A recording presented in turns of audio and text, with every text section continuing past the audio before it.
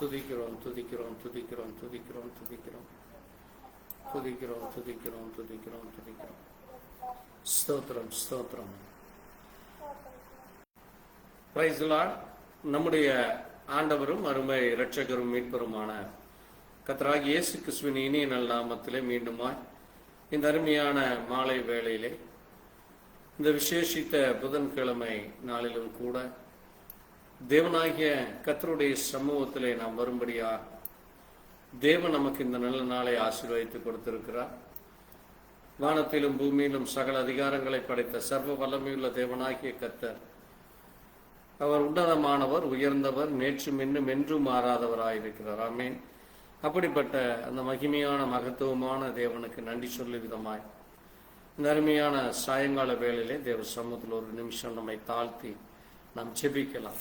ஸ்தோத்திரிக்கிறோம் ஸ்தோத்திரிக்கிறோம் ஸ்தோத்திரிக்கிறோம். ஆண்டவரே, உம்மை துதிக்கிறோம் துதிக்கிறோம் துதிக்கிறோம் துதிக்கிறோம். ஐயா, உம்முடைய அன்பிற்காய் நன்றி, உம்முடைய கிருபைக்காய் நன்றி, உம்முடைய இரக்கத்திற்காய், நீர் பாராட்டின தயவுக்காய் நன்றி செலுத்துகிறோம். நீர் எங்கள் மேல் வைத்த ஆண்டவரே எண்ணற்ற கிருபையும் இரக்கமும் தயவும் நாங்கள் ஆண்டவரே இந்த புதிய நாளை காண, புதிய ஆசீர்வாதங்களை, புதிய நன்மைகளை பெற்றுக்கொள்ள இந்த பகல் முழுவதும் கர்த்தர் எங்களோடு கூட இருந்து எங்களை ஆசீர்வதித்து பலப்படுத்தினேன்.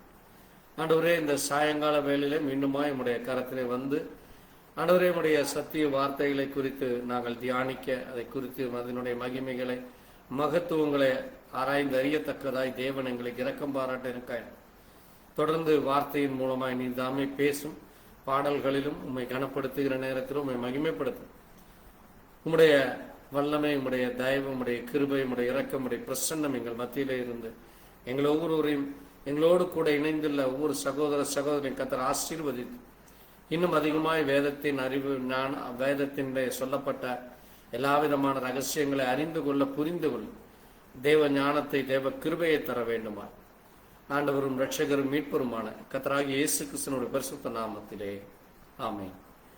கர்த்தர் தாமே உங்களை ஆசீர்வதிப்பாராக. தேவ நாம மகிமைக்காய் நாம் இந்த நேரத்திலும் கூட ஒரு பாடலை பாடி தொடர்ந்து நாம் தேவனுடைய நாமத்திற்காக வேதத்தை வாசித்து தொடர்ந்து செய்திக்குள்ளாய் கடந்து செல்லலாம். தேவா, நான் எதினால் விசேஷித்தவன், ராஜா, நான் அதை தினம் யோசிப்பவன் என்கிற பாடலை பாடி கர்த்தரை நாம் மகிமைப்படுத்தலாம். ஸ்தோத்திரம் ஆண்டவரே, துதிக்கிறோம் துதிக்கிறோம் துதிக்கிறோம் ஸ்தோத்திரிக்கிறோம் ஸ்தோத்திரிக்கிறோம் ஸ்தோத்திரம்.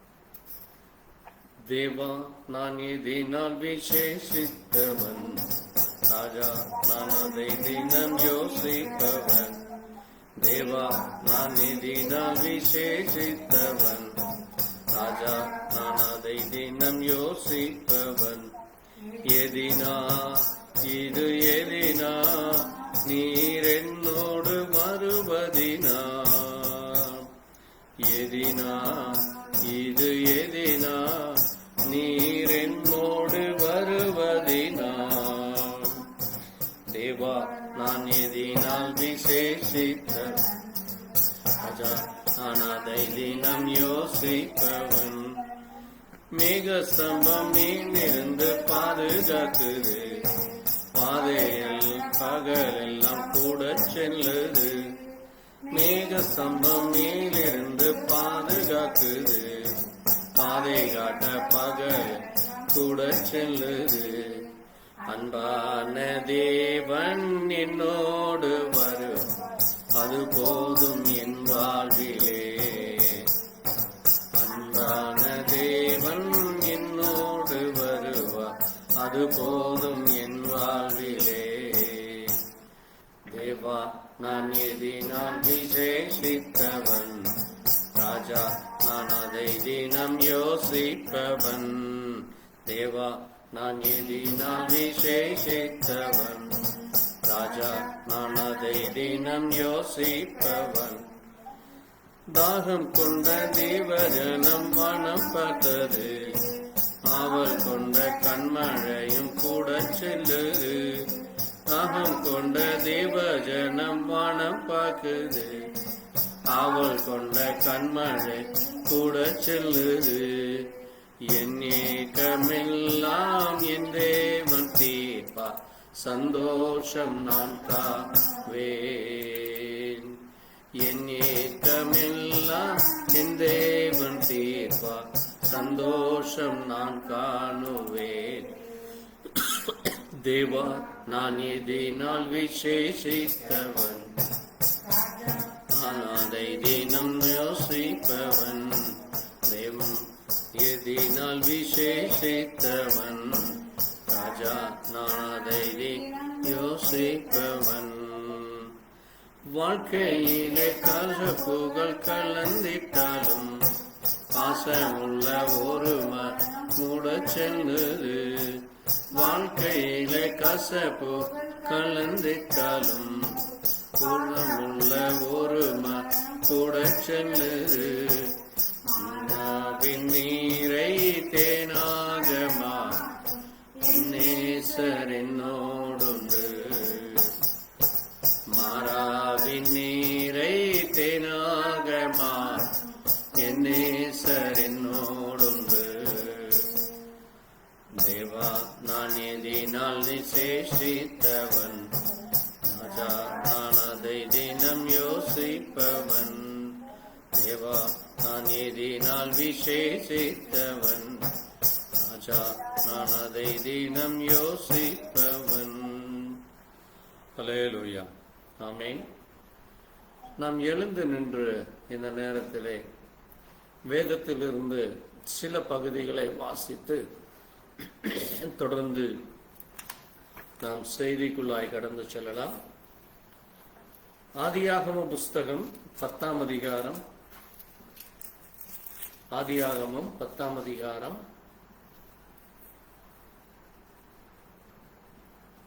6ஆம் வசனம் முதல் 10ஆம் வசனம் வரை வாசிக்கலாம்.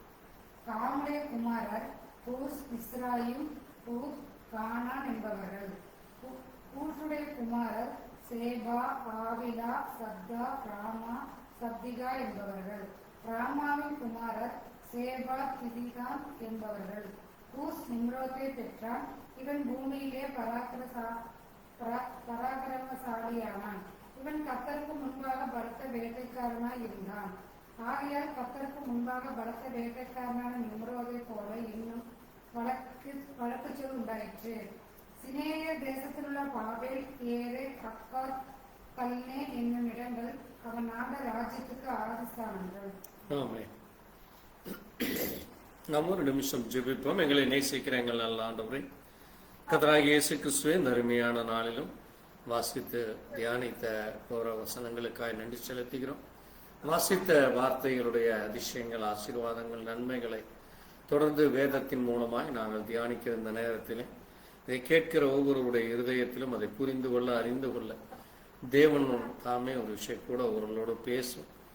தேவ வார்த்தையானது அது வெறுமையாய் திரும்புவதில்லை, அது சொன்னதை வாக்கியம் என்று சுவாசிக்கும்.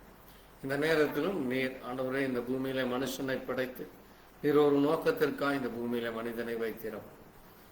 ஆனால் மனிதன் செய்கிற எத்தனையோ காரியங்கள், அவனுடைய நிலை என்ன, அதன் மூலமா இந்த பூமிக்கு எப்படிப்பட்ட காரியம் வந்தது என்று இந்த பாபிலோன் தேசத்தின் மூலமாய் இன்னுமாய் நாங்கள் அதிகமாய் அறிந்து கொள்ள தேவன் எங்களுக்கு இரக்கம் பாரா. பேசியடியான மரத்தை மூடி பேசும் உடைய நாமத்தை மகிமை பரப்பணும். கேட்கிற ஒவ்வொருவருக்கும் அது உடைய நாமத்தையும் நீர் இந்த பூமியிலே மனிதனை படைத்து இந்த மனிதன் செய்த காரியங்களை குறித்து நாங்கள் இன்னும் அதிகமாய் அறிந்து கொள்ளும். நீர் என்ன செய்ய விரும்புகிறீர், நாங்கள் என்ன செய்ய வேண்டும் என்று இன்னும் அதிகமாய் அறிந்து கொள்ள தேவ இரக்கம் எங்கள் ஒவ்வொருவருக்கும் தர வேண்டுமா? இயேசு கிறிஸ்துவினுடைய பரிசுத்த நாமத்திலே ஆம். கர்த்தர் தாமே உங்கள் ஒவ்வொருவரையும் ஆசீர்வதிப்பாராக. ஆண்டவராகிய இயேசு கிறிஸ்துவின் இனிய நல்ல நாமத்திலே உங்களுக்கு மீண்டுமாய் வாழ்த்துக்கள் சொல்லுகிறேன். இந்த நாளிலும் கூட கடந்த 2 வாரங்களாக நாம் பாபிலோனை குறித்தும் அந்த தேசத்திலே காணப்பட்ட காரியங்களை குறித்து நம்ம வாசித்துக் கொண்டிருக்கிறோம். நான் மிக முக்கியமாக இன்றைக்கும் அதை திரும்ப உங்களுக்கு ஒரு முறை கூட அதை ரிவ்யூ செய்யலாம். ஏனென்றால் வேதத்திலே அநேக ராஜ்யங்கள், அநேக தேசங்கள், அநேக நகரங்கள் இருக்கிறது. ஆனால் ஏன் பர்டிகுலராக வேதம் இந்த பாபிலோனை குறித்து சொல்லுகிறது?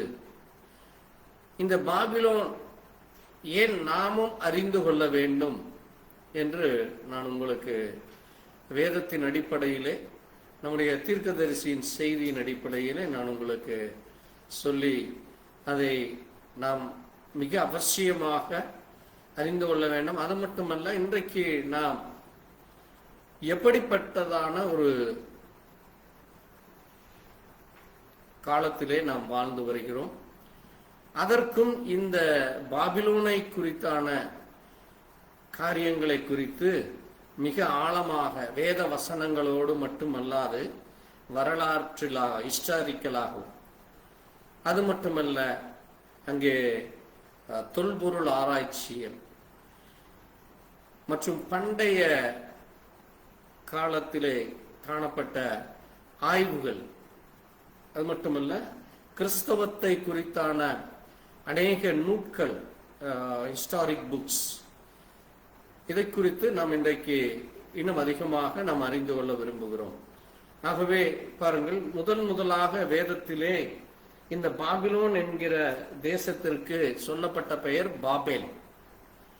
அதற்கு என்ன பெயராமா? ஸ்னேயர் தேசத்திலே உள்ள பாபேல். அதைத்தான் ஜெனிசியஸ் 10th சாப்டர் 10th verse அதை குறித்து சொல்லுகிறது.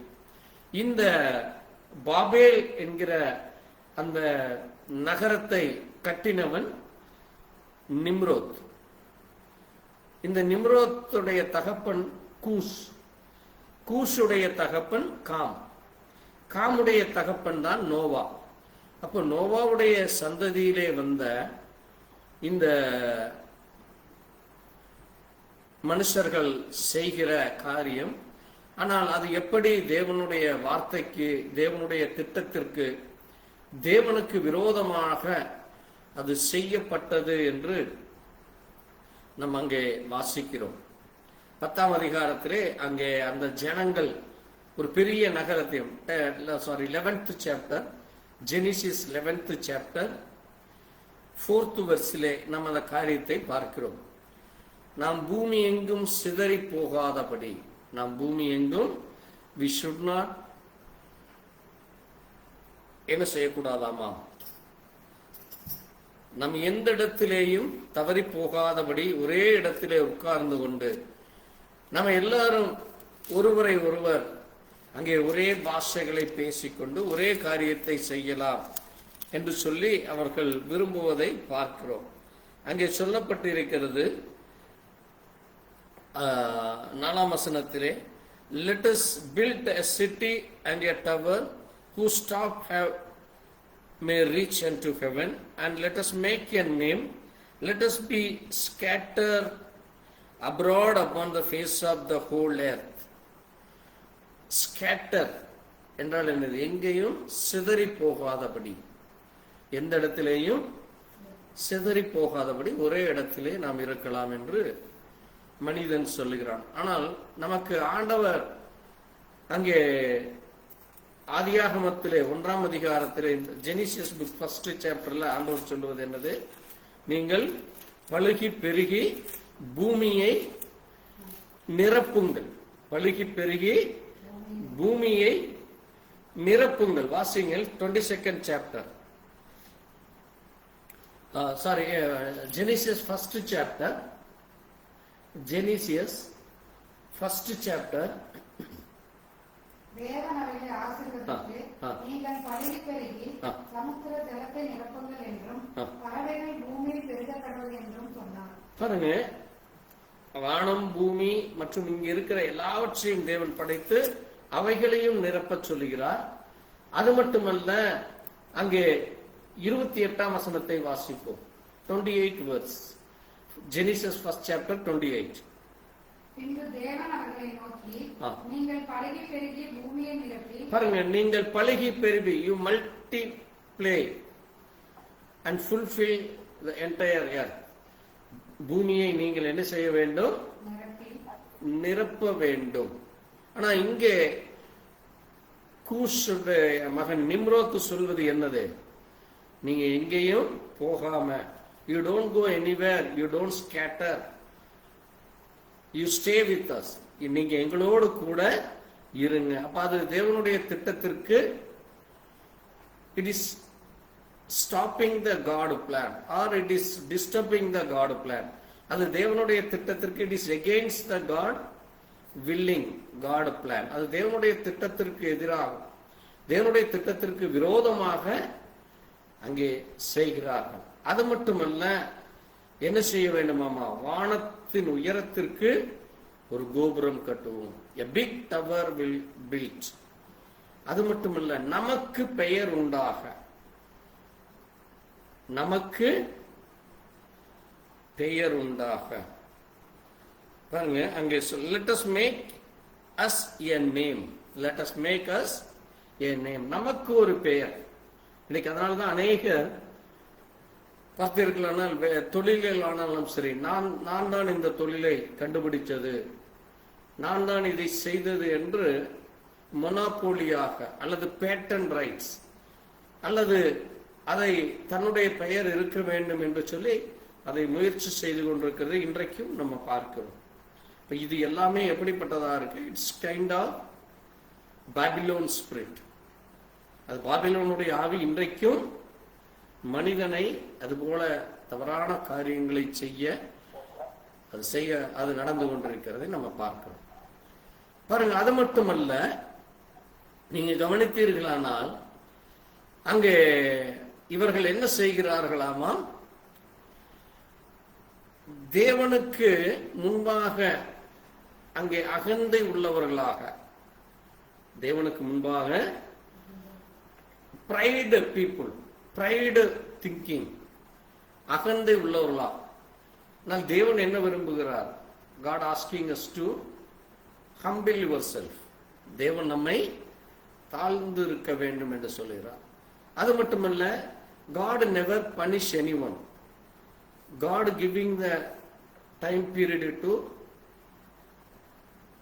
repent or change or come back to God plan. தேவன் இடத்திலே நாம் திரும்பி தேவனுக்கு எது பிரியமோ, தேவன் எதை செய்ய சொல்லுகிறாரோ அதற்கு நாம் வரும்படித்தான் தேவன் நமக்கு ஆயுசு நாட்களையும் காலங்களையும் கொடுக்கிறார். அது மட்டுமல்ல, in this earth is not a standby. அது நிலையானதல்ல. தேவனுடைய ராஜ்யம், God kingdom only, it's always will be there. தேவனுடைய கிங்டம் மட்டுமே, ராஜ்யம் மட்டுமே என்றைக்கும் நிலையானது. பாருங்க, அதனாலதான் அங்கே பாபிலோன்ல இருக்கிற ஜனங்கள் தேவனுக்காக வாழ முடியாதபடி, தேவனுடைய திட்டங்களுக்காக வாழ முடியாதபடி அங்கே ஒரு பெரிய ஒரு போராட்டம், குழப்பம் இருக்கிறதை பார்க்கிறோம். அதனாலதான் இந்த name of Babel means confusion. Babel means confusion, குழப்பம் என்று பெயர். இன்றைக்கு இருக்கிற இந்த பாபிலோன் என்கிற அந்த பாபேல், இன்றைக்கு அது ஈராக் நாட்டிலே இருக்கிற யூப்ரட்டிஸ் என்று சொல்லுகிற, ஆங்கிலத்திலே யூப்ரட்டிஸ் ரிவர் என்று சொல்லுவார். அது மட்டுமல்ல, it's economically and merchant, education, இப்படி எல்லா விதத்திலேயும் ஒரு மிக முக்கியமான ஒரு நகரமாக விளங்கி இருக்கிறதை நாம் இன்றைக்கும் அதை குறித்து நம்ம பார்க்க முடியும். அது மட்டுமல்ல, இந்த பாபிலோன் ஆனது நிம்ரோத்தினாலே தொடங்கப்பட்டதை நம்ம பார்க்கிறோம். இந்த நிம்ரோத் என்கிற பெயருக்கு நான் கடந்த வாரமே சொன்னேன். நிம்ரோத் என்றால் ஹீப்ரு பாஷையில மாராத், MARAD, மாராத். அப்படி என்றால் என்ன என்றால் எதிர்த்து கிளர்ச்சி செய்பவன், எதிர்த்து கிளர்ச்சி செய்கிறது, தேவனுக்கு விரோதமாக எதிர்த்து நிற்கிறவனும், போராட்டம் செய்கிறவனும். கிளர்ச்சி என்றால் ஜனங்களை தூண்டி, ஜனங்களை தேவனுடைய வார்த்தைக்கு விரோதமாக திசை திருப்புகிற காரியத்தை செய்கிறது தான் என்னது நிம்ரோத் என்கிற மாராத் என்று அது எபிரேய பாஷையிலே சொல்லப்படுகிறது. MARAD, மாராத். இவன் தான் இந்த பாபேலை முதலாக உருவாக்கி அங்கே அந்த அதிகாரத்தை, ரைட்ஸ், ரூல்ஸ் அண்ட் ரைட்ஸ், அங்கே தன்னுடைய ஆதிக்கத்தை, பவரை, தன்னுடைய கெப்பாசிட்டியை காட்டும்படியாக அங்கே அவர்கள் ஒரு கோபுரத்தையும் அங்கே தேவனுடைய பிரசன்னத்திற்கு, தேவனுடைய திட்டத்திற்கு விரோதமாக செய்கிறதை நம்ம அங்கே பார்க்க முடிகிறது. அது முழுக்க முழுக்க it's kind of devil spirit என்று சொல்லப்படுகிறது. முழுக்க முழுக்க தேவனுக்கு விரோதமாக யார் என்ன திட்டம் செய்தாலும், அல்லது தேவனுக்கு எதிர்த்து நிற்கிறவர்கள், தேவனுடைய அந்த பெயர் விளங்காதபடி நமக்கு பெயர் உண்டாக்குவோம் என்ற சொன்ன அந்த காரியமானது it's kind of devil spirit. அது மட்டுமல்ல, there are 3 kind of sin, 3 வகையான பாவத்தை அங்கே நம்ம பார்க்கிறோம். முதல் வகையானது அகந்தை. தேவன் இல்லாமல் அங்கே உயரமான இடத்திற்கு, உயரமான காரியங்களை, மகிமையான காரியங்களை செய்ய அவர்கள் முற்படுகிறது. இரண்டாவது சுய மகிமை, செல்ஃப் பொசஷன், செல்ஃப் குளோரி. அங்கே தன்னுடைய மகிமையை, தேவனை மகிமைப்படுத்தாமல், தேவனுக்கு சொல்ல வேண்டிய அந்த நன்றியை சொல்லாமல் சுய மகிமை செய்கிற காரியம். மூன்றாவது, தேவனுடைய வார்த்தைக்கு கீழ்ப்படியாமல் அதை எதிர்த்து நிற்கிறது. இப்படி 3 பாவங்கள் அங்கே காணப்படுகிறது. அதனாலதான் நான் சொன்னேன், தேவன் என்ன செய்ய சொன்னார்? பூமி முழுவதும் நிரப்புங்கள் என்றார். ஆனால் இவர்கள் என்ன சொன்னார்கள்? நாம் இங்கேயே இருப்போம் என்று சொல்லுகிறார். இப்படி செய்த காரியம். இன்னொன்று மிக முக்கியமான காரியம், அங்கே காணப்பட்ட வழிபாடுகளை குறித்து சொல்லப்படுகிறது. அங்கே மிக முக்கியமான சிலை வழிபாடு அங்கே தொடங்கப்பட்டது. விக்கிரகாராதனை அங்குதான் தொடங்கப்பட்டது. அங்கே அவர்கள் வணங்கின தெய்வத்தினுடைய பெயர் மார்தூக், MARDUK, மார்தூக், மற்றும் Ishtar, ISHTAR, Ishtar, knob, NABU, சின், SIN, சின், ஷாமாஸ், SHAMAH, ஷாமாஸ். இப்படி அநேக தெய்வங்களை உண்டு பண்ணி விதவிதமான பெயர்களை சூட்டி, அது ஒவ்வொன்றிற்கும் ஒரு அர்த்தம் இருக்கிறது. ஆனால் இது தேவனுடைய வார்த்தைக்கு கீழ்ப்படியாமல் எதிரடையாக செய்கிற காரியம். ஏனென்றால் ஆண்டவர் சொன்னார், என்னை அன்றி வேற தேவர்கள் உனக்கு உண்டாயிருக்க வேண்டாம். ஆனால் அதை போல தேவனுடைய வார்த்தைக்கு கீழ்ப்படியாமல் எதிர்த்து நின்று அங்கே செய்கிற காரியங்களை நம்ம பார்க்க முடியாது. அது மட்டுமல்லாது அங்கே காணப்பட்ட மிக முக்கியமான இன்னும் 1-2 காரியங்கள் நம்ம பார்க்க முடிகிறது. இன்றைக்கும் கூட உலகத்தின் 7 அதிசயங்களிலே ஒன்றாக சொல்லப்படுகிற பாபிலோனின் தொங்கு தோட்டம். அது மட்டுமல்ல, இஸ்ரவேல் ஜனங்கள் அடிமைப்பட்டு போவதற்கு அடிமையாக இருந்த அந்த ராஜா, அடிமையாக கொண்டு போன ராஜா. அது மட்டுமல்ல, அந்த தேவனுடைய ஆலயம், சாலமோனாலே கட்டப்பட்ட ஆலயத்தை அவர்கள் முழுவதுமாக கொள்ளையடித்து அதில் இருக்கிற எல்லா விதமான பொருட்களை திருடி சென்றது இந்த பாபிலோன் தேசம். நம்ம அதை குறிச்செல்லாம் நம்ம தியானிக்க போகிறோம். ஏன்னா நேபுகாத்நேச்சார் காலத்திலே எப்படி பாபிலோனுடைய காலம் இருந்தது, எப்படி இஸ்ரவேல் ஜனங்கள் அங்கே அடிமைப்பட்டு போனார்கள். அந்த நாட்களிலே கோராஸ், மேதியா, பெர்சியா ராஜாக்கள் எப்படி அந்த தேசத்தை என்ன செய்தார்கள் என்று நம்ம, அது மட்டுமல்லாத வேதத்திலே நம்ம கவனிக்கிறப்ப நீங்க சில தீர்க்கதரிசிகள் மூலமாக தேவன் பாபிலோனிலே எப்படிப்பட்டதான காரியம் வரப்போகிறது என்று சொல்லி அந்த தேசத்தை குறித்து தேவன் எச்சரிக்கிறார். நீங்க வேதத்திலே கவனித்தீர்களானால் அங்கே ஏசாயா மூலமாகவும் எரேமியா மூலமாகவும் ஆபாகூக் மூலமாக, எசேக்கியேல் மூலமாக அந்த பட்டணத்திற்கு இஸ்ரவேல் ஜனங்களுக்கு என்ன வரும் என்று சொல்லி சொல்லப்பட்டதை நாம் அங்கே வேதத்தின் வழியாக நம்ம தியானிக்க போகிறோம். பிறகு தானியேல் காலத்திலே அவர்கள் சிறை இருக்கிறதை நம்ம கவனிக்கிறோம். அந்த நாட்கள்ல தான் நெபுகாத் நேச்சாருடைய காலம்.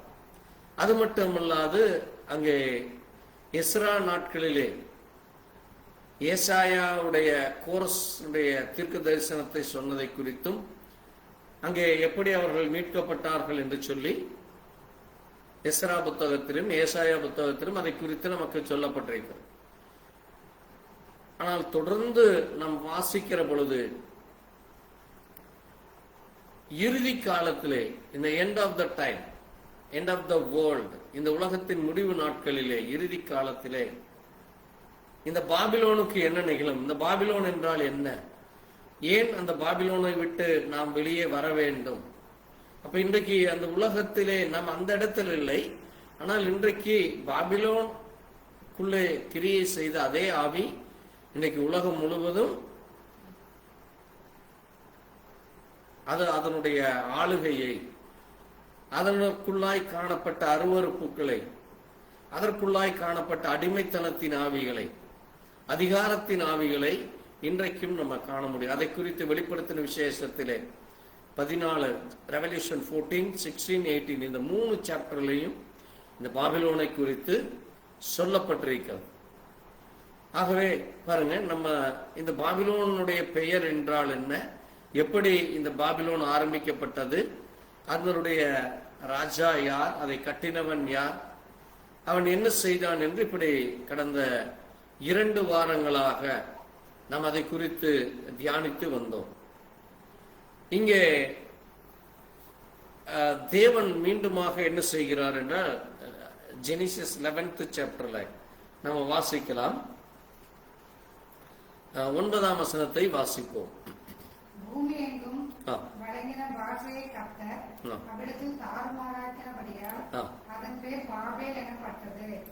கர்த்தர் அவர்களை அவ்விடத்திலிருந்து பூமியின் மீதெங்கும் சிதறி போக பண்ணினார்.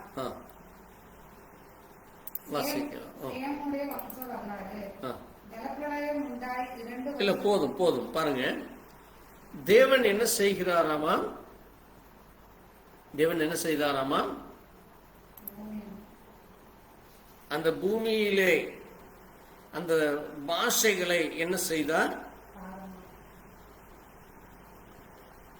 ஒருவர் பேசுகிறதை இன்னொருவர் அறியாதபடி தேவன் அவர்களை அந்த இடத்திலிருந்து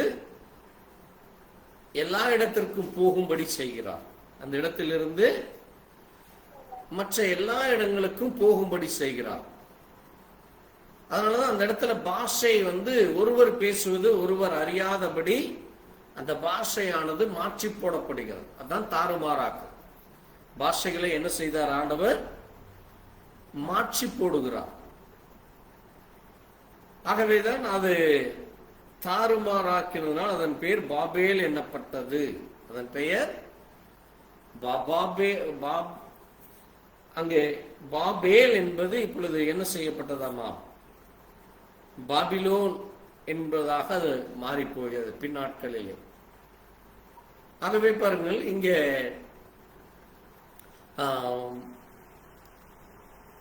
நிம்ரோத்தானவன் தேவனுக்கு முன்பாக அங்கே ஜெனிசியஸ் 10:9 சொல்லப்பட்டிருக்கிறது. அவன் பராக்கிரமம் உள்ளவன், அவன் ஒரு வேட்டைக்காரன்.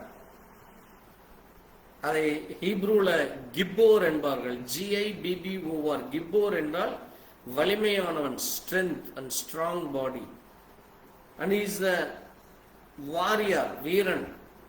அது மட்டுமல்ல, ஒரு அதிகாரம் கொண்டவன், ஒரு அத்தாரிட்டியோட, ஒரு பவரோட இருக்கிற அவன். அது மட்டுமல்ல, அவன் வேட்டைக்காரன் என்றால் அங்கே அது ஏதோ விலங்குகளை அல்ல, மனிதர்களை அடக்கி தன்னுடைய அதிகாரத்தை செலுத்துகிற காரியத்திற்காக அது குறிக்கப்பட்டிருக்கிறது. அவனுக்குள்ளாக இருந்த அந்த ஆவி,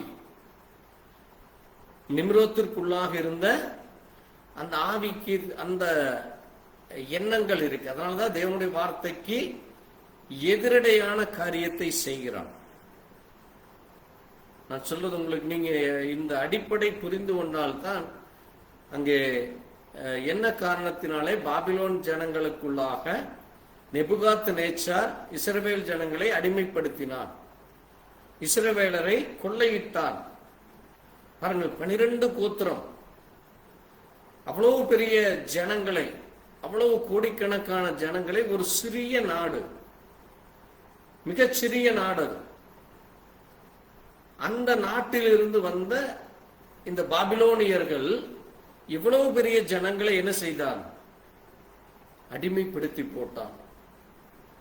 ஜனங்கள் அங்கே கொடுமைப்படுத்தப்பட்டார்கள். அது மட்டுமல்ல, அங்கே சாலமோனினாலே கட்டப்பட்ட அவ்வளவு மிக பெரிய அந்த தேவ ஆலயத்தை அவர்கள் அங்கிருக்கிற எல்லா பொன் பொருள் பாத்திரங்கள் எல்லாவற்றையும் திருடி கொண்டு போய் தங்களுடைய தேசத்திற்குள்ளாக வைத்துக் கொண்டார்கள். நம்ம அதெல்லாம் அறிந்து கொள்ள போகிறோம். ஏனென்றால் அது மனிதர்களை அடக்கி தன்னுடைய அதிகாரத்திற்குள்ளாக கொண்டு வருகிறது தான் வேட்டைக்காரனுடைய அர்த்தம். நான் சொல்றது உங்களுக்கு புரியுதா? வேட்டைக்காரன் என்றால் மிருகங்களை வேட்டையாடுவது அல்ல. அவன் அங்கே நீங்க வாசித்தீர்களானால் கர்த்தருக்கு முன்பாக வேட்டைக்காரன், வாசிங்க அந்த வசனத்தை, ஜெனிசிஸ் 10:9 வாசிப்போம். நான் அதை ஆங்கிலத்திலே வாசிக்கிறேன். வாசிப்போம்.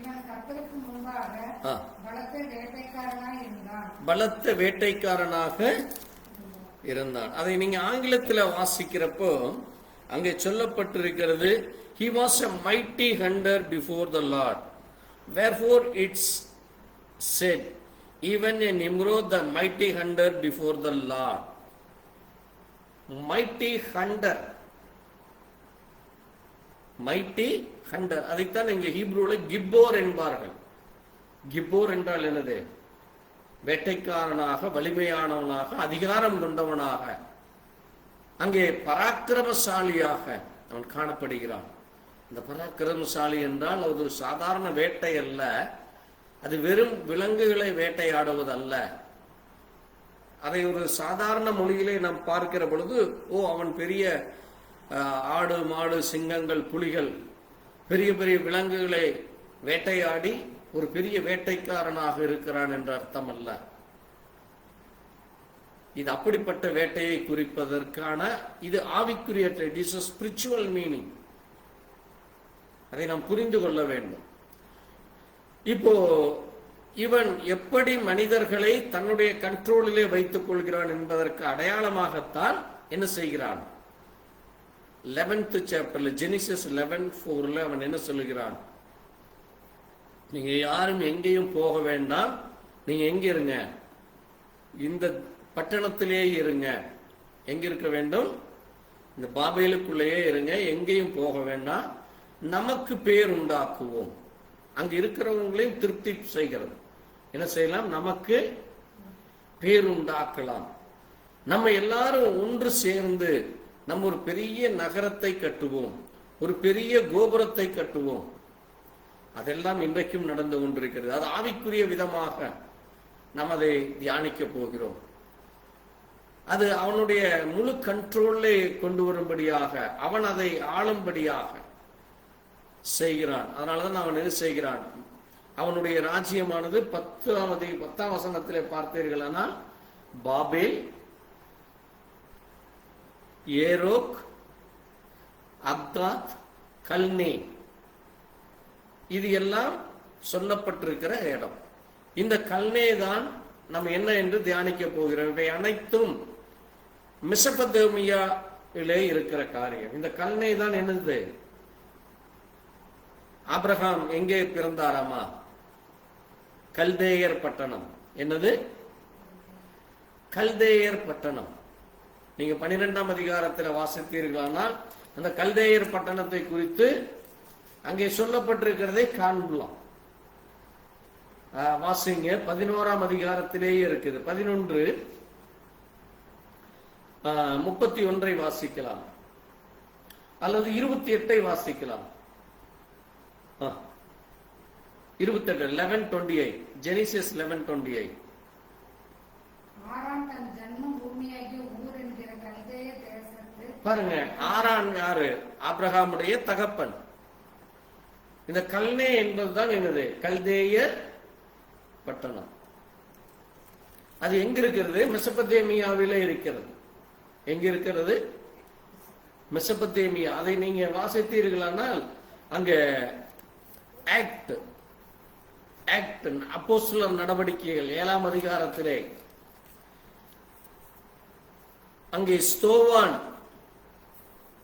ஆபிரகாமை குறித்து பேசுவார். நீங்க வாசிக்கலாம். ஆக்ட் புக் ஆஃப் ஆக்ட், அப்போஸ்தலர் நடவடிக்கைகள் 7ஆம் அதிகாரம் வாசிங்க 2ஆம் வசனம். Act 7th chapter 2nd verse.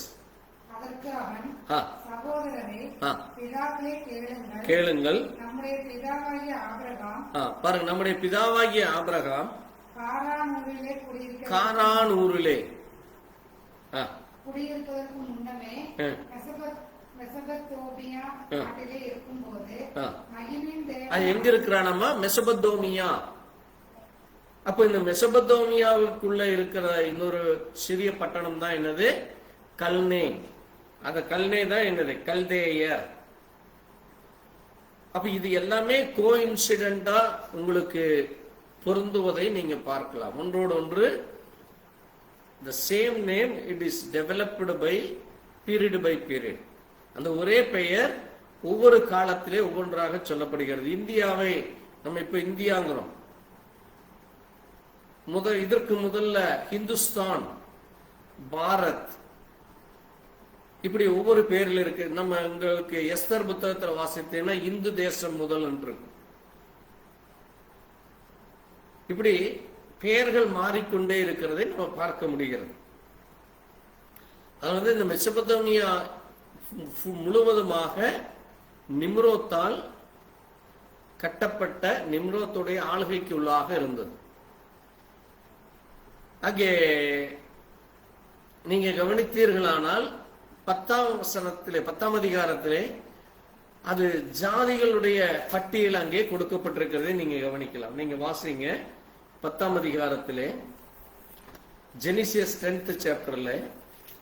நீங்க இதை புரிந்து கொண்டால்தான் இன்றைக்கும் இது எப்படி இருக்கிறது என்று நீங்க அறிந்து கொள்ள முடியும். வாசிங்க 10ஆம் அதிகாரத்துல வாசிப்போம்.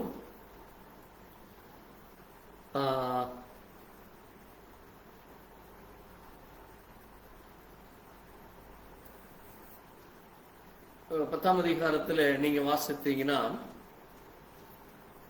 ஜாதிகளுடைய பட்டியல் இங்கே கொடுக்கப்பட்டிருக்கிறதை நீங்க காணலாம். வாசிங்க இங்க 15ஆம் வசனத்திலிருந்து வாசிங்க 15th chapter.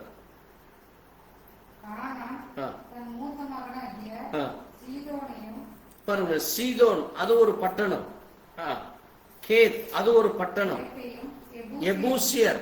எபூசியர் ஒரு ஜாதி, அது ஒரு பட்டணமாக இருக்கிறது.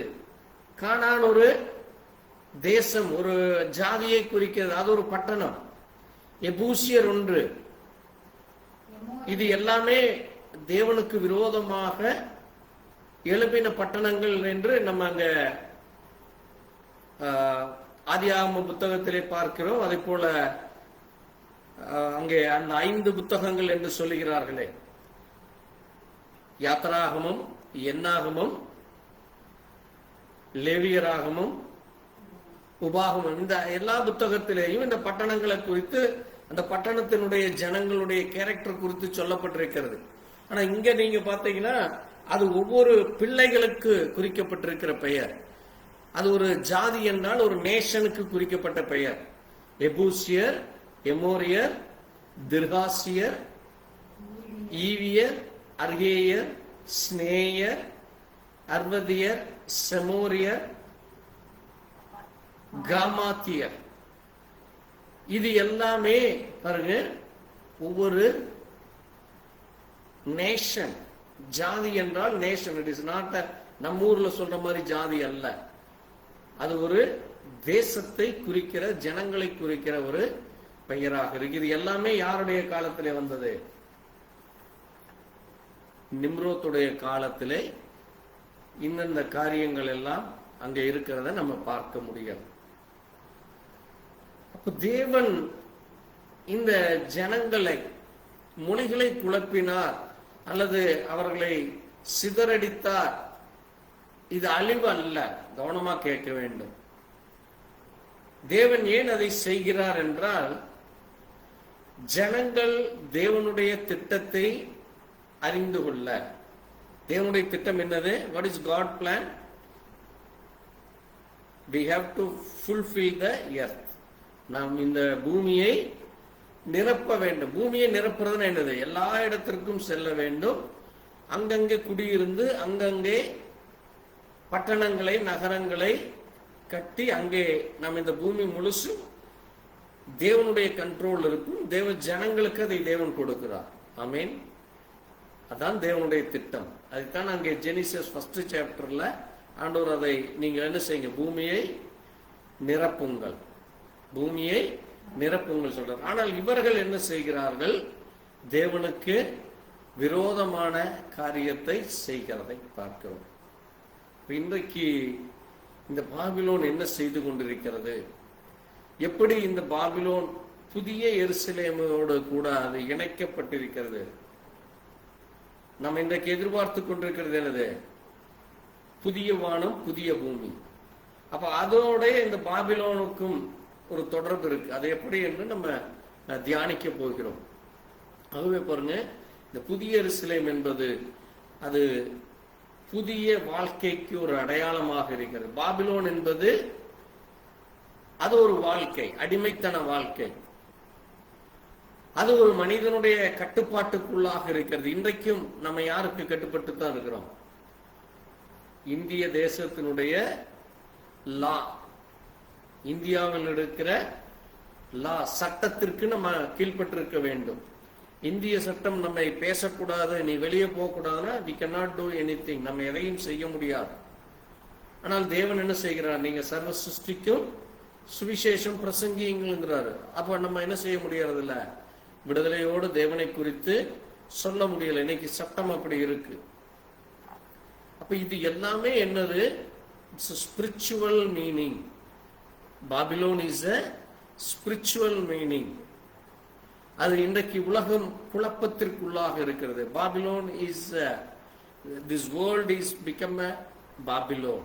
அது உலகம் இன்றைக்கு பாபிலோனாக மாறிப்போய் ஒரு குழப்பத்திற்குள்ளாக மாறி போனதை நம்ம தியானிக்க போகிறோம். அதை மிக கவனமாக நீங்க கேட்டீங்கன்னா தான் செய்திகள் உங்களுக்கு புரியும். ஸோ நான் இந்த 10ஆம் அதிகாரம் 11ஆம் அதிகாரத்தை நான் உங்களுக்கு விளக்கி சொல்லி இருக்கிறேன். அதை நீங்க புரிந்து கொண்டால் மட்டும்தான் தொடர்ந்து வரும் வாரங்களிலே இந்த பாபிலோனுக்குள்ளாக காணப்பட்ட அந்த கேரக்டர்ஸ், அந்த பாபிலோனுடைய அந்த ராஜாவாகிய நிம்ரோத்துக்குள்ளாக இருந்த அந்த கேரக்டர்ஸ் அல்லது அட்ரிபியூஷன்ஸ், அவருடைய ஆக்டிவிட்டிஸ், அவருடைய தாட்ஸ், அவருடைய ப்ராசஸ், இது எல்லாமே இன்றைக்கு எப்படி, அதுபோல பழைய ஏற்பாட்டிலே அது எப்படி நடந்தது என்று நம்ம அறிந்து கொள்ள முடியும். ஏனென்றால் முதலாவது நான் சொன்னேன் அகந்தை, பிரைடு. என்னது? பிரைடு. அவனுக்குள்ளாக என்ன இருந்தது?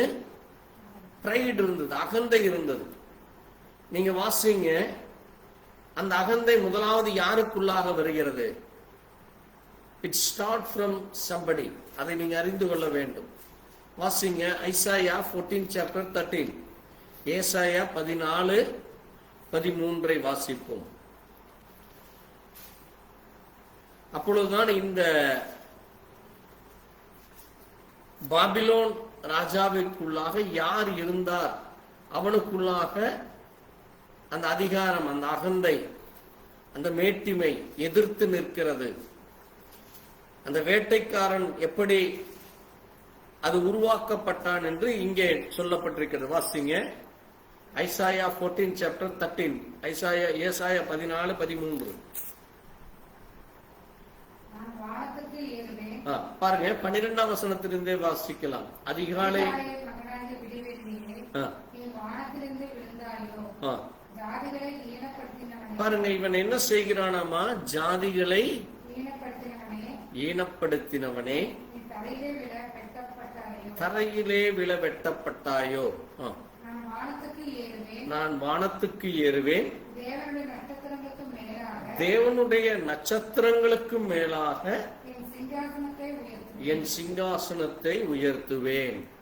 வடபுறங்களில் உள்ள ஆராதனை பாருங்க, அந்த ஆராதனை கூட்டங்களிலே, அந்த ஆராதனை கூட்ட பருவத்திலே நான் வீற்றிருப்பேன். பாருங்க, இது யார் சொன்னது?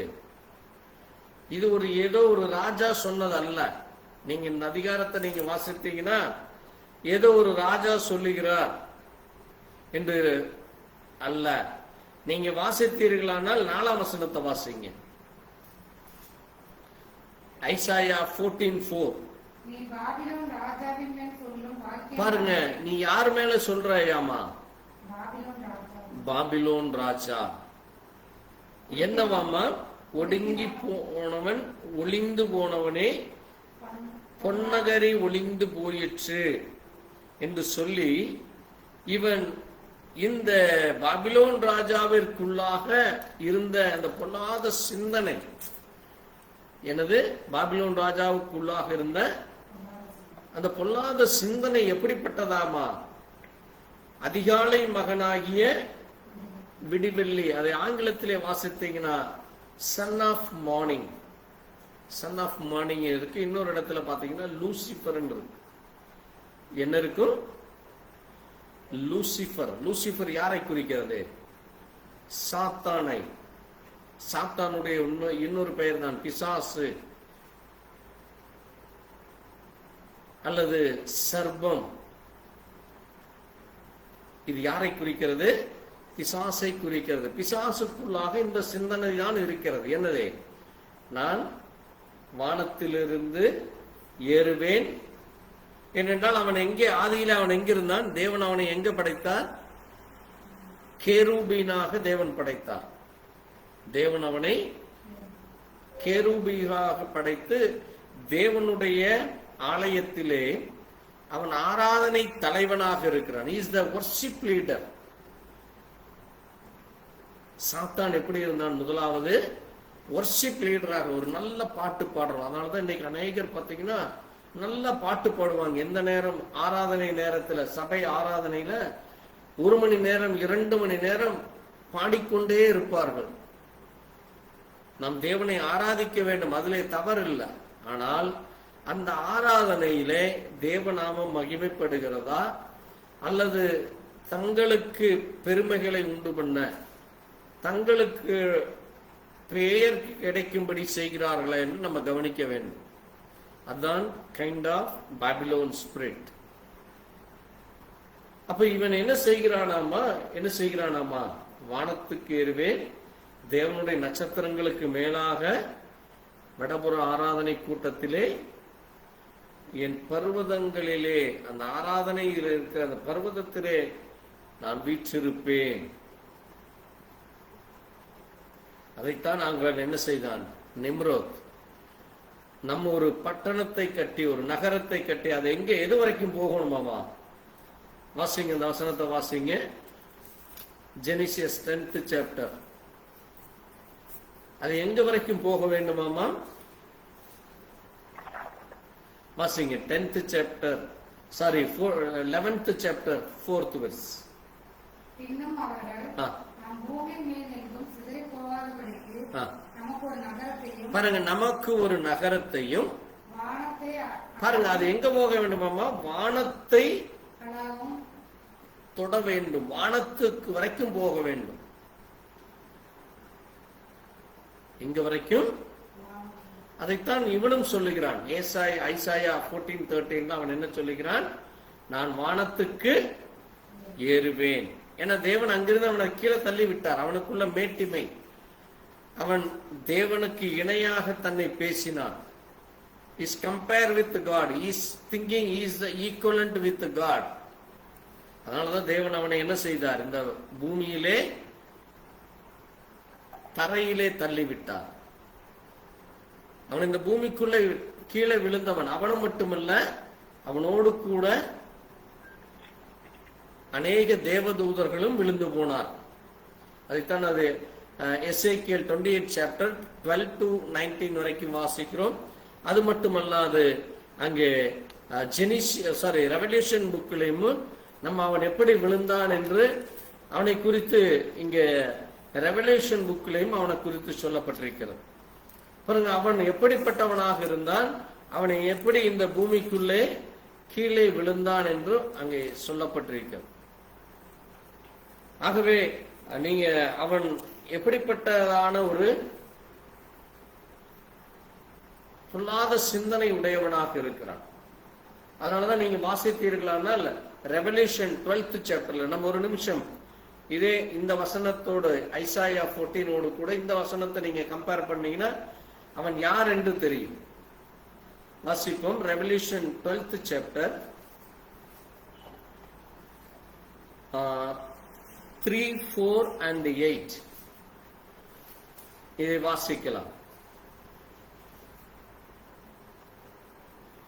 அல்லது இந்த அதிகாரத்தை நீங்க அப்புறம் ஃப்ரீயா இருக்கிறப்ப வாசிச்சு பாருங்க. இந்த 12th சாப்டர் ரெவல்யூஷன் 12 சாத்தானை குறித்து சொல்லப்பட்டது.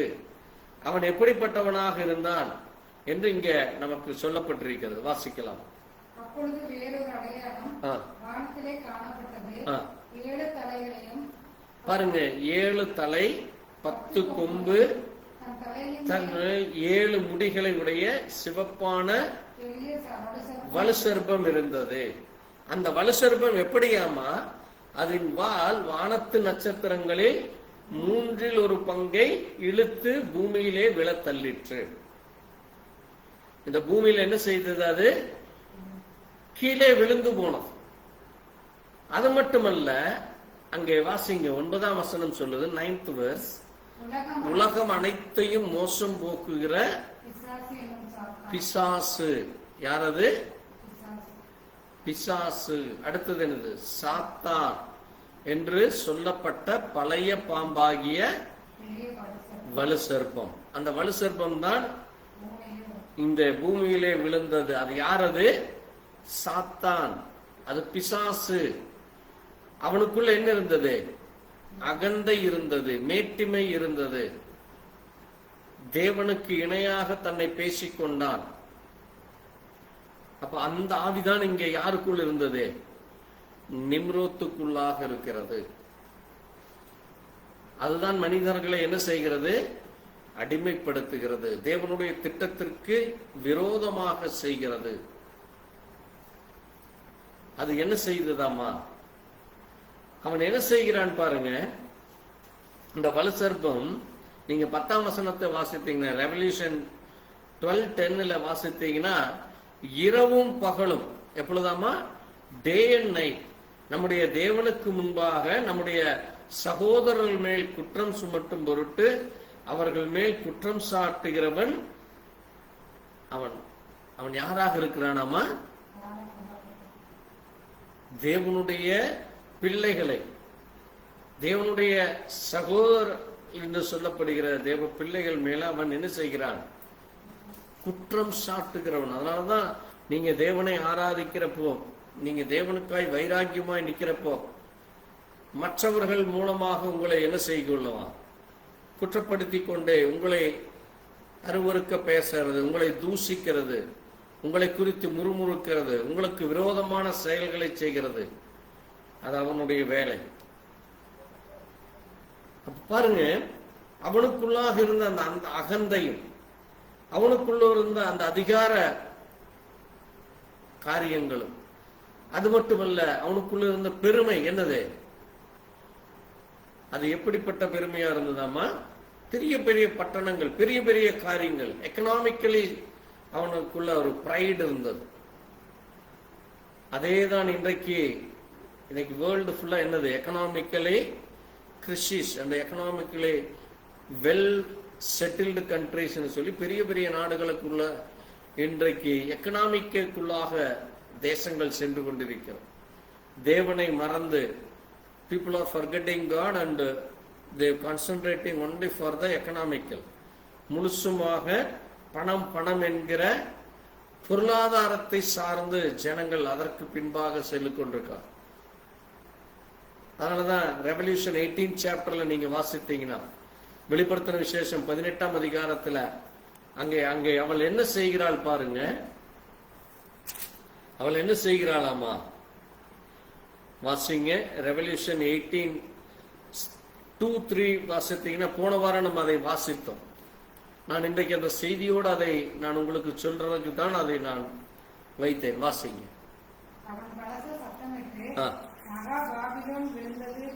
மகா பாபிலோன் விழுந்தது விழுந்தது, குடியிருப்பும்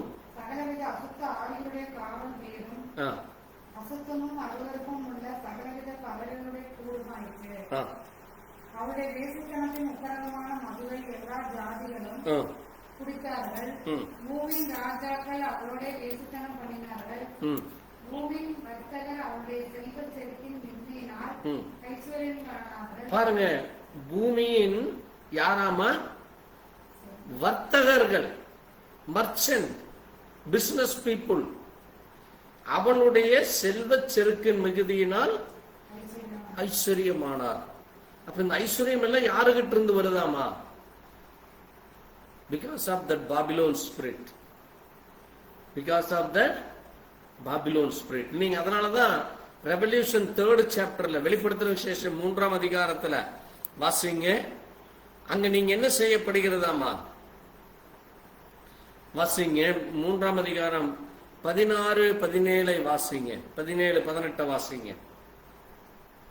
இப்படி நீ குளிருமின்றி அனலுமின்றி வெதுவெதுப்பாய் இருக்கிறபடியினால் உன்னை என் வாயினின்று பாருங்க, நீ எப்படி இருக்கிறாய்? குளிருமின்றி அனலுமின்றி இருக்கிறாய். இப்படி இருந்தால் என்னை உன் வாயிலிருந்து வாந்தி பண்ணி போடுவேன். நீ எப்படி இருக்கிறாய்? கவனம் பாருங்க. ஆண்டவர் என்ன சொல்றாருன்னா, இந்த உலகத்தில் இருக்கிற ஜனங்களை பார்த்து என்ன சொல்றாரு? நீ நிர்பாக்கியம் உள்ளவன், பரிதபிக்கப்பட்டவன், தரித்திரன், குருடன், நிர்வாணியா இருக்கிறதை அறியாமல், நிர்வாணியா இருக்கிறதை அறியாமல் நீ என்ன சொல்லுகிறாயாமா?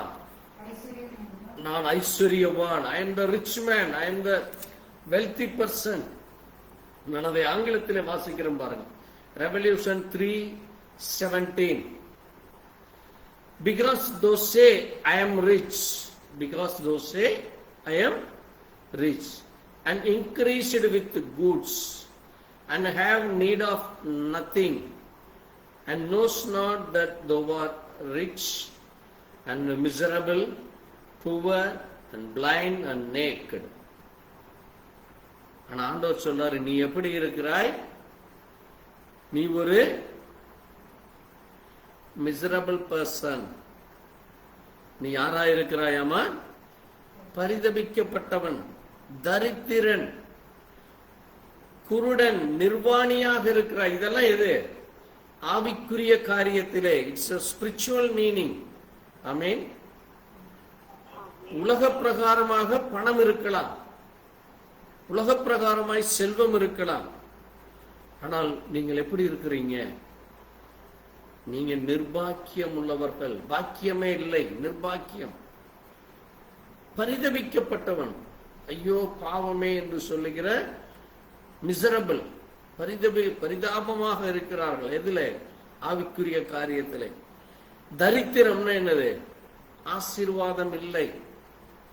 குருடர்கள், தேவனை காண முடியாதபடி உலக பணக்கத்திலே, உலக இன்பத்திலே, உலக காரியத்திலே அங்கே மதிமயங்கி கிடக்கிற குருடர்கள். அடுத்தது என்னது? நிர்வாணிகள். அவர்களுக்கு என்ன இல்ல? துணி இல்ல. ஆனா என்ன துணி போட்டிருக்கிறாங்க? ஆடை, அலங்காரமான வெளிப்புற ஆடைகள் இருக்கிறது. ஆனால் தேவன் நமக்கு என்ன ஆடை கொடுக்கிறாரு? வெண்ணிற ஆடை. வெண்ணிற ஆடை எதற்கு அர்த்தம்? ஒயிட் ட்ரெஸ் என்றால் என்ன? அது ஒயிட் சாரியோ அல்லது ஒயிட் பேண்ட் ஷர்ட்டோ அல்ல. இன்னைக்கு அதுதான் போட்டுக்கிறாங்க எல்லாம். அது ஒயிட் அண்ட் ஒயிட் போட்டா தான் ஒரு பெரிய ஒரு பரிசுத்தவான் அல்ல. அது உலகம் கொடுக்கிற ஒரு ஆடை. ஆடை எதை குறிக்கிறது? பரிசுத்தத்தை குறிக்கிறது. ஆமென். அது எதை குறிக்கிறது? பரிசுத்தத்தை குறிக்கிறது. ஹோலினஸ். ஹோலினஸ் என்றால் என்னது? அது பரிசுத்த ஆவியை குறிக்கிறது. பரிசுத்த ஆவியினுடைய ஆடை நீங்க அணிஞ்சிருக்கணும். அதனாலதான் ஆண்டவர் சொல்றாரு, பரிசுத்த ஆவி இல்லாதவன் அவருடையவன் அல்ல. கிறிஸ்துவின் ஆவி இல்லாதவன் அவருடையவன் அல்ல. அப்ப இன்றைக்கு இந்த உலகம் எப்படி பாபிலோனுக்குள்ளாய் அடிமைப்பட்டிருக்கிறது? வரும் நாட்கள்ல நம்ம எப்படி இஸ்ரவேல் ஜனங்கள் பாபிலோன் ராஜாவாகிய நேபுகாத்நேச்சர் வந்து அவர்களை அடிமைப்படுத்தும் வரைக்கும் தேவன் அவர்களை எச்சரித்தும் அவர்கள் என்ன செய்யல? காது கொடுத்து கூட கேட்கல. அதை குறித்து கவலைப்படல. அது மட்டுமல்ல, அங்கே வந்த ராஜாக்கள், ஆண்ட ராஜாக்கள், தேவன் எச்சரிக்கிறார். ஒவ்வொரு காலத்திலேயும் தீர்க்கதரிசிகளை அனுப்பி அவரை எச்சரிக்கிறார். அந்த ராஜாக்களை அனுப்பி இஸ்ரவேல் ஜனங்களை எச்சரிக்கிறார். நீங்க இந்த தவறு செய்யறீங்க, நீங்க அடிமைப்பட்டு போவீங்க, உங்களுக்குள்ள இருக்கிற எல்லாமே கொண்டு போகப்படும், உங்கள் பிள்ளைகள் என்ன ஆவார்கள் சொல்றார். நீங்க அடுத்த வாரம் வாசிங்க.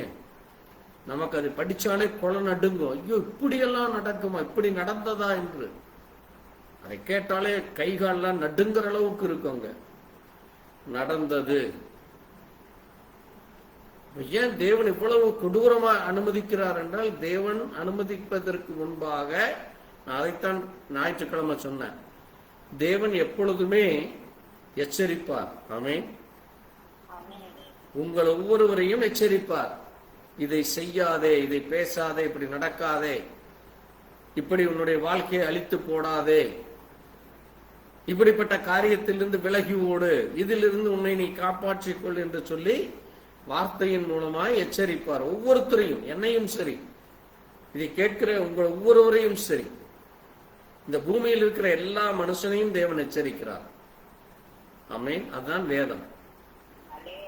ஆனால் அதை நீங்கள் கேட்காமல் உங்களுடைய சுய விருப்பத்தின்படி மற்றவர்களுக்கு பிரியமாய், மற்றவர்களுக்கு அங்கே உண்மையா இருக்கிற மாதிரி அல்லது மற்றவங்களுக்கு முன்பாக நடிச்சீங்கன்னா தேவன் நியாய தீர்ப்பிலே கொண்டு வந்து நிறுத்துவார். அப்ப நம்ம கைவிடப்பட்டவர்களாகி விடுவோம். அதனாலதான் ஒவ்வொரு வாரமும் நம்ம மிக கவனமாக வேதத்திலே சொல்லப்பட்ட ஒவ்வொரு காரியத்தை நம்ம அறிந்து கொள்கிறோம். நான் இனி எப்படி இருக்க வேண்டும்? பாபிலோனுக்குள்ளே அடிமையாக இருக்கிறேனா? அங்கே வெளிப்படுத்தின ஒரே ஒரு வசனத்தை வாசித்து முடிக்கிறேன். அடுத்த வாரம் நம்ம தொடர்ந்து நம்ம வாசிக்கலாம். வாசிங்க 18ஆம் அதிகாரம், ரெவல்யூஷன் 18:4 வாசித்து நம்ம முடிக்கலாம்.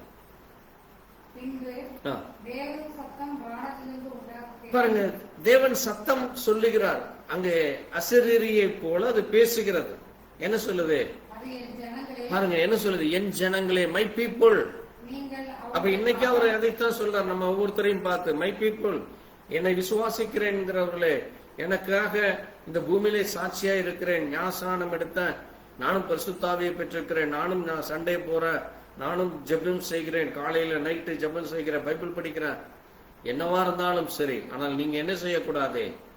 அவளுடைய பாவங்களுக்கு உடன்படாமல். பாபிலோனுடைய பாவங்கள் என்னென்ன பாவம் என்று நான் ஒரு 3 பாவம் சொன்னேன். இன்னும் வர நாட்கள் இன்னும் என்னென்ன பாவம் அங்கே நடந்ததுன்னு நான் உங்களுக்கு சொல்றேன். அவளுடைய பாவங்களுக்கு உடன்படாமலும் அவளுக்கு நேரிடுகிற வாதையிலே நீங்க அகப்படக்கூடாது.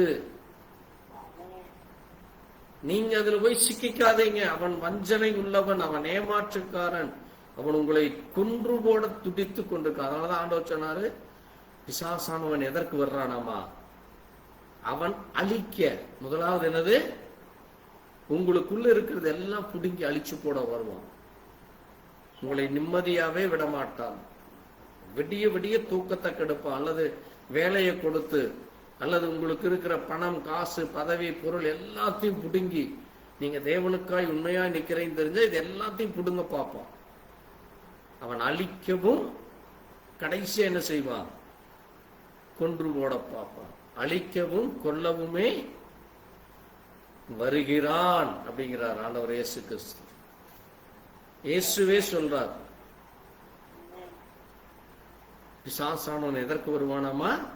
அழிக்கவும் கொல்லவும் தான் வரும். அதைத்தான் இங்கேயும் சொல்றாரு.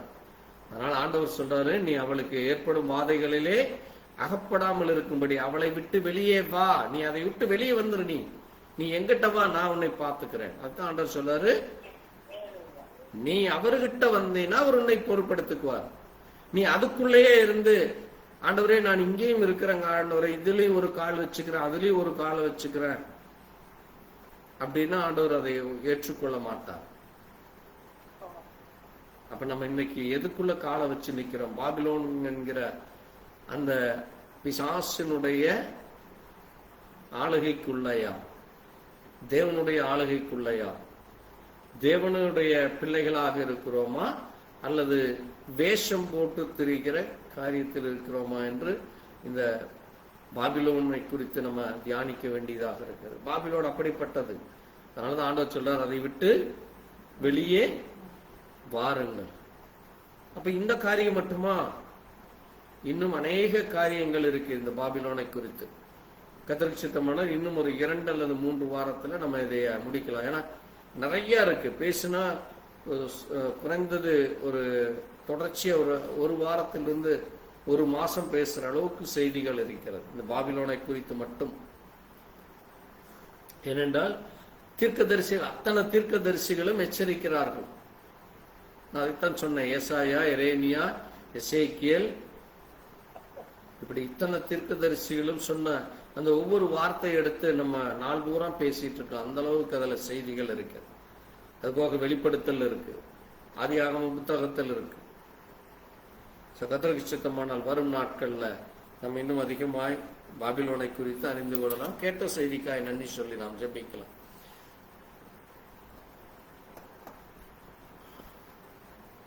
எங்களை நேசிக்கிற எங்கள் நல்ல ஆண்டவரே, கர்த்தராகிய இயேசு கிறிஸ்துவே, ஆண்டவரே, இந்த அருமையான வேளையிலே உம்முடைய சத்திய வார்த்தையை கேட்க நாங்கள் பாபிலோனை குறித்து தியானிக்க தேவன் கிருபை கொடுத்தீரப்பா.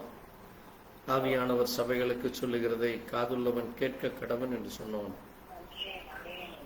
இயேசுவே, இந்த அருமையான நாளிலே உம்முடைய சத்திய வார்த்தைகளை கேட்க அதனுடைய மகத்துவங்களை, மகிமையான காரியங்களை அறிந்து கொள்ள, புரிந்து கொள்ள ஆண்டவரே, எவ்விதமாக அன்றைக்கு நிம்ரோத் அந்த பாபிலோனை கட்டி அது அவனுக்கு பெயர் உண்டாக்கும்படியா, அங்க இருக்கிற ஜனங்களுக்கு பெயர் உண்டாக்குவோம் என்று சொல்லி ஜனங்கள் எங்கும் சிதறி போகாதபடி அங்கே ஒரே இடத்தில் இருக்க பண்ணினார்.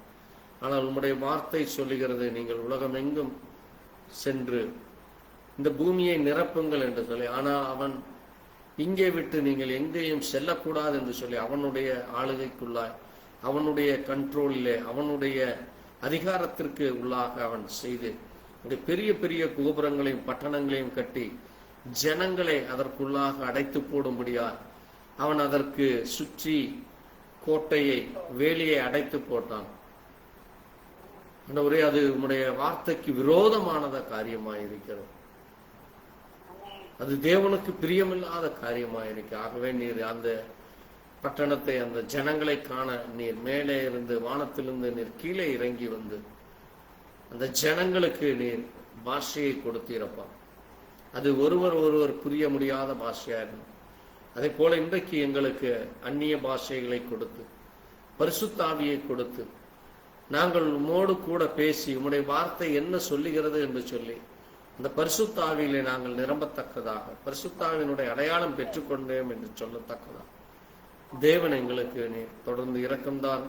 தொடர்ந்து இந்த பாபிலோனை குறித்தும், பாபிலோன் ராஜாக்களை குறித்தும், பாபிலோன் பட்டணத்திலே நடந்த காரியங்கள், எப்படி இஸ்ரவேலர்கள் அடிமைப்பட்டு போனார்கள், அங்கே இருந்த ஆபிரகாம் எப்படி அதை விட்டு வெளியே வந்தான், ஆபிரகாமுக்கு என்ன நடந்தது, எப்படி என்று இன்னும் அநேக காரியங்களை அறிந்து கொள்ள நாங்கள் ஆபிரகாமை குறித்து அங்கே 2-3 வசனங்கள் வாசித்தோம். ஆனால் ஆபிரகாம் எப்படி அங்கிருந்து வெளியே வந்தார், எப்படிப்பட்டதான நன்மைகளை பெற்றுக்கொண்டார் என்று.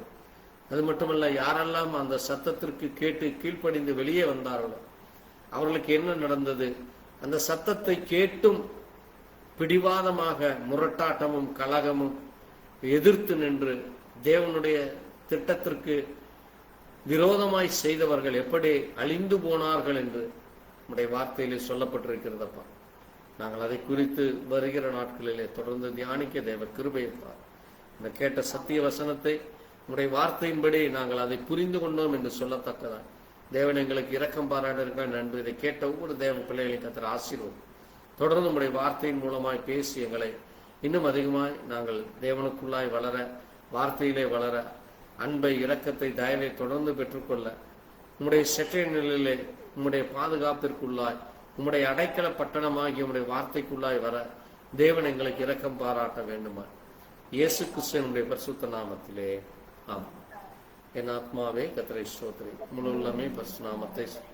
என் ஆத்மாவே கர்த்தரை ஸ்தோத்திரி, கர்த்தர் செய்த சகல உபகாரங்களும் மறவாதேயும். ஆமென். அல்லேலூயா. கர்த்தர் ஸ்தோத்திரம். God bless you. Thank you Jesus. ஆமென்.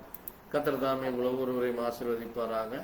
எங்களுக்காய், எங்களுடைய ஊழியங்களுக்காய் ஜெபித்துக் கொள்ளுங்கள். கர்த்தருக்கு சித்தமானால் வருகிற வெள்ளிக்கிழமை நாம் தொடர்ந்து ஜெபிக்கலாம். God bless you all. Praise to God. Thank you Jesus. கர்த்தர் ஸ்தோத்திரம். ஆமென். ஸ்தோத்திரம் கர்த்தாவே.